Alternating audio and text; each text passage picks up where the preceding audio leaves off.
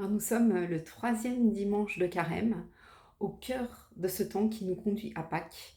Nous allons célébrer la mort et la résurrection du Christ, qui sont la source de notre espérance de chrétien. Alors comme c'est l'année ou jamais de parler de l'espérance, puisque vous le savez, c'est l'année jubilaire où nous sommes tous pèlerins d'espérance, je vous propose de nous arrêter un petit peu sur ce qu'est notre espérance chrétienne et quelques petits éléments qui en tout cas moi nourrissent ma compréhension au quotidien. Tout d'abord, l'espérance, elle nous est donnée par Dieu. C'est dans sa grande bonté, dans sa grande générosité, ce qu'il veut nous donner. Et c'est lui seul qui peut nous la donner. Par ailleurs, cette espérance, nous l'attendons. Nous l'attendons à la fois pour aujourd'hui, et c'est un petit peu ce que nous demandons dans le Notre Père, quand nous disons «Donne-nous aujourd'hui notre pain quotidien».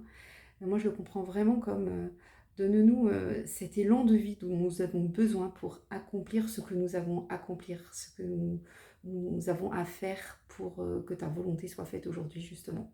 Donc, donne-nous ce dont nous avons besoin.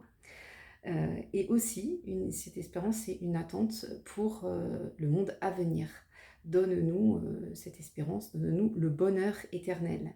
Et c'est ce que dit une prière qui s'appelle l'acte d'espérance, justement, qui demande à la fois la grâce pour aujourd'hui et le bonheur éternel dans l'autre monde. Et cette prière se termine en disant parce que vous l'avez promis et que vous tenez toujours vos promesses. Et ça, c'est le troisième aspect de ce que je voulais vous proposer sur l'espérance, c'est que c'est une promesse de Dieu et que Dieu est fidèle à sa promesse.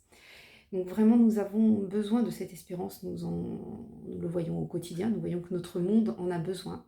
Donc il nous faut la lui demander pour qu'il vienne changer notre cœur et nous permettre de bien comprendre ce qu'il attend de nous aujourd'hui. Et c'est pas toujours facile d'avoir cette espérance. Et nous la lui demandons en invoquant l'Esprit Saint. Et nous aurons un moment tout particulier où nous pourrons lui demander son Esprit Saint.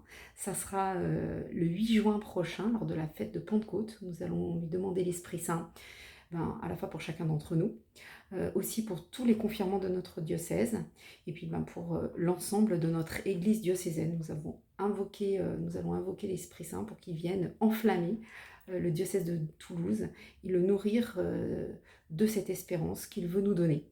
Voilà, donc moi j'espère que nous serons nombreux et nombreux de la paroisse à nous retrouver pour cette grande journée autour de notre archevêque. À bientôt.